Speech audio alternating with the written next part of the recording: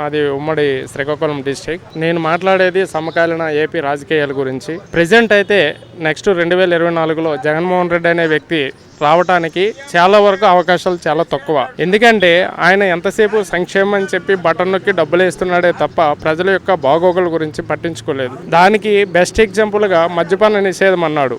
మద్యాన్ని పెంచుకుంటూ పోయినాడు, రేట్లు పెంచుకుంటూ పోయినాడు తప్ప మద్యం ఎప్పుడు తగ్గలేదు. అలాగని రేట్లు తగ్గలేదు. ప్రజల్ని దోచుకోవటం ఆయన అలవాటుగా మారింది. బటన్ నొక్కి డబ్బులు వేయటం ఆయన దినచర్యగా మారింది. అది తప్ప రోడ్లు వేయటం కానీ ఇసుక ధరలు తగ్గటం కానీ ప్రజా సంక్షేమం అనేది పూర్తిగా విస్మరించాడు జగన్మోహన్ రెడ్డి. రేపు రాబోయే 2024లో పొత్తులతో భాగంగా జనసేన టీడీపీ 100% సక్సెస్ అయ్యే అవకాశాలు ఎక్కువగా కనిపిస్తున్నాయి. ఎందుకంటే కుటుంబ నేపథ్యం ద్వారా ఆయన వచ్చాడే తప్ప రాజకీయంలో వచ్చిన తర్వాత పూర్తిగా రాజకీయాన్ని ప్రజలను ఎట్లా పరిపాలించాలనేది పూర్తిగా విస్మరించాడు జగన్మోహన్ రెడ్డి. వాళ్ళు పొత్తుల్లో గెలవడానికి అవకాశం ఇచ్చింది కూడా జగన్మోహన్ రెడ్డి గారే. సొంత బాబాయిని చంపేశాడనే అభియోగం కూడా ఆయన మీదకే వెళ్ళింది. ప్రజల్లో ఈ మధ్య కొంచెం అవగాహన అనేది ఏపీ ప్రజల్లో వచ్చింది. 29 రాష్ట్రాల్లో క్యాపిటల్ లేని రాజధానిగా ఉన్న ఏకైక స్టేట్ ఏదైనా ఉందంటే మన ఆంధ్రప్రదేశ్ మాత్రమే.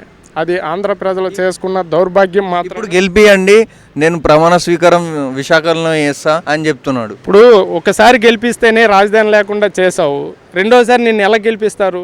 ఈసారి రాష్ట్రమే లేకుండా చేస్తావేమో. ప్రజలేమో అమాయకులు కాదు. ప్రజలు ఎప్పుడు ఒకేసారి ఒకే విధంగా ఉంటారు కదా. మీరు ఎట్లానే ఊసరవిల్లులాగా మాటలు మారుస్తున్నారు. ప్రజలు కూడా కొంత అవగాహనతో వాళ్ళు కూడా నేర్చుకుంటున్నారు. ఈ మధ్య మీలాంటి రాజకీయవేత్తల వల్ల బూతులు రాష్ట్రంగా తయారు చేశారే తప్ప మీ మినిస్టర్లు, మీరు, మీ పరిపాలన ఏ రోజైనా ప్రజల పక్షాన ప్రజల తరపున పోరాడిన రోజులు లేవు. ఎంతసేపు బటన్ నొక్కాను, మీకు సంక్షేమం అందించాను, ఓట్లేయండి అంటున్నావు కానీ అభివృద్ధి చేశాను, ఉద్యోగాలు ఇచ్చాను, పేద ప్రజల్ని ఉన్నతమైన స్థితికి తీసుకొచ్చాను అనేది నువ్వు చూపించగలవా ఆంధ్రప్రదేశ్లో ఎక్కడైనా? ఇప్పుడు రాబోయే ప్రభుత్వంలో విశాఖ ఒక రాజధాని, హైదరాబాద్ మించిన రాజధాని చేస్తావు. అలాగే ఓడరేవులు, మంచి రోడ్లు, మంచి కంపెనీలు, ఒక రాజధానికి అయ్యే అన్ని సౌకర్యాలు ఉన్నాయి అని చెప్తున్నాడు. ఆయన చెప్పటంలో మాటల ద్వారాగే అంకిలి గారిడి చూపిస్తున్నాడు తప్ప ఆల్రెడీ వైజాగ్ అనేది డెవలప్డ్ సిటీ. నువ్వు కొత్తగా వచ్చి డెవలప్ చేయాల్సింది ఏం లేదు. మనకి ఉమ్మడి రాజధానిగా అమరావతి శ్రేష్టమైనది, ఎంతో ఉన్నతమైన నేమ్ని అక్కడ ఖరారు చేశారో అప్పుడు 2014లో చంద్రబాబు నాయుడు ఆయామంలో. నీకు అది నచ్చినప్పుడు ఆ రోజే లైవ్ అసెంబ్లీలో చెప్పాలి కదా ఎక్కడ వద్దు అని. ఆ రోజు మీరే కదా సపోర్ట్ చేసింది. ఇక్కడే బాగుంటుంది, 33,000 ఎకరాలు మినిమం క్యాపిటల్కి కావాలని సపోర్ట్ చేసిన ఏకైక వ్యక్తి నువ్వు కదా. ఆ రోజు ప్రతిపక్షంలో ఉన్నది నువ్వే కదా. ఆంధ్ర ప్రజలు మర్చిపోయారు అనుకున్నావా? కొత్తగా నువ్వు కట్టేది ఏముంది? నీకు రాజకీయంగా అనుభవం వచ్చే 5 ఏళ్ళు అయింది. ఆల్రెడీ నువ్వు సీఎంగా చేసావు, 4.5 ఏళ్ళు కంప్లీట్ అయిపోయింది. నువ్వు మళ్ళీ 2024 తర్వాత నేను వస్తే మళ్ళీ 3 రాజధానులు అంటున్నావు. ఒక రాజధానికే దిక్కులేదు. మన బడ్జెట్ ఎంత, మనకు వచ్చే ఇన్కమ్ ఎంత? హైదరాబాద్ లాంటి రాజధాని కోల్పోయిన ఆదాయం వస్తలేదు. ఆ ఉన్న ఆదాయంతోనే అమ్మఒడి పథకము, అలాగే దేశంలోనే నెంబర్ 1 స్కూల్ వ్యవస్థ తీసుకొచ్చిన, అలాగే పెన్షన్లు, ఇంటికి దగ్గరికే వాలంటరీ వ్యవస్థను ఒకటి జాబులు అన్నిటి ఎక్కువ క్రియేట్ చేసిన, ఇంటికి వచ్చే డబ్బులు ఇచ్చిపోతున్నారు, రేషన్ కూడా ఇంటికే వస్తుంది. ఈసారి సంక్షేమ పథకాలతో నన్ను గెలిపియండి, తర్వాత ఇప్పుడు నన్ను ప్రమాణ స్వీకారం విశాఖలోనే జరుగుతుందని జగన్ గారు అంటున్నారు. ప్రజలు అమాయకులు కాదండి జగన్మోహన్ రెడ్డి గారు. మీరు ఏదైతే మేనిఫెస్టోలో పెట్టారో నవరత్నాలు అని చెప్పి దాంట్లో మీరు సక్సెస్ అయ్యారో కానీ ప్రజలు మాత్రం వాళ్ళ బాగోగుల్లో ఏ రకమైన అభివృద్ధి కానీ ఏం కనిపించలేదు కూడా. మీరు మళ్ళీ ఒక 5 ఏళ్ళు ఛాన్స్ ఇవ్వండి అంటున్నారు. ఏ రకంగా అంటున్నారో అది మీరే ఆలోచించుకోవాలి. నెక్స్ట్ ఇప్పుడు ఇస్తున్న సంక్షేమ పథకాలన్నీ పాత రోజులు ఇచ్చేటి, కాకపోతే వాటికి పేరు మార్చారు. సాక్షర భారత్ ద్వారా వచ్చే నిధుల్ని మీరు నాడు నేడని పెడుతున్నారు. అలాగే అమ్మఒడి అంటున్నారు. ఇదివరకు స్కాలర్షిప్ వచ్చేది, స్కాలర్షిప్ని మీరు పేర్లు మార్చారు. అలా అనుకుంటే ఎస్సీ ఎస్టీ కార్పొరేషన్ లోన్లు, బీసీ కార్పొరేషన్ లోన్లు ఎడిపోయినాయి. వాళ్ళ లోన్లకు రావాల్సిన లోన్లు ఎక్కడికి పోయినాయి? మీరు నిజంగా ప్రజల కొరకు పాలన చేస్తే టీడీపీ గవర్నమెంట్ టిడ్కో ఇల్లుల కింద అప్పుడు ₹1,00,000 కలెక్ట్ చేసి చాలా ఇల్లులు నిర్మించింది. మీరు గవర్నమెంట్కి వచ్చిన తర్వాత వాళ్ళ పెయింటింగ్స్ మీకు నచ్చకపోతే, టీడీపీ యొక్క నేమ్ నచ్చకపోతే, మీ రాజన్న పాలన అని చెప్పి మీ వైఎస్ రాజశేఖర రెడ్డి గారు బొమ్మ పెట్టుకుని ఆ పేదవాళ్ళకి ఆ ఇల్లులు ఇస్తే మీ పేరు చెప్పుకునేవాళ్ళు కదా.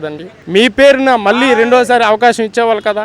ప్రజాధనాన్ని మీకు నచ్చలేదని ఆయనకు నచ్చలేదని మీరు మార్చుకుంటూ పోతే ప్రజలు ఏమైపోతారు సార్? కొద్ది పెద్ద మనసు చేసుకొని ఆ టిడ్కో ఇల్లునైనా పేద ప్రజలకు ఇస్తే కొంతమందికైనా న్యాయం జరుగుతుందని. మహిళలకు ఇల్లు పట్టాలు ఇచ్చా అంటున్నారు. అది ఇల్లు పట్టాలు ఇచ్చాడన్నది అది బోగస్ అండి. అది అది మీకు అనుగుణంగా మీకు నచ్చిన పేర్లు కొన్ని పెట్టేసి బిల్లులు చేసేసి అంతా ఫ్రాడే కానీ ఎక్కడే వైసీపీ కార్యకర్తలకు ఇచ్చారంటారు. వైసీపీ కార్యకర్తలకు చాలా వరకు వాళ్ళకే వెళ్ళినాయి.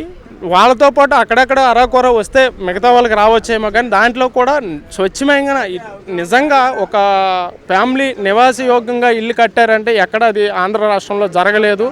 ఒకవేళ జరుగుంటే మీరు చూపియండి, మేము వస్తాం.